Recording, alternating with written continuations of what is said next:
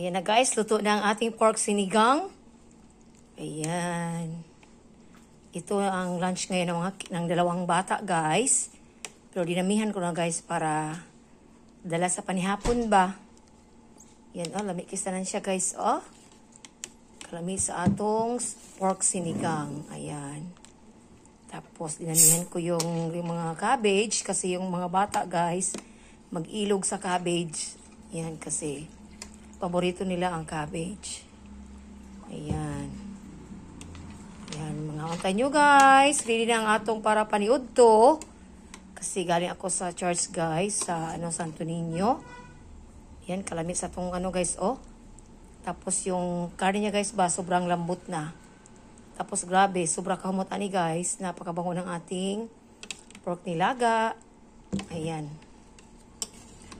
Kain tayo everyone. Ayan, nagutom ng bunso ko guys.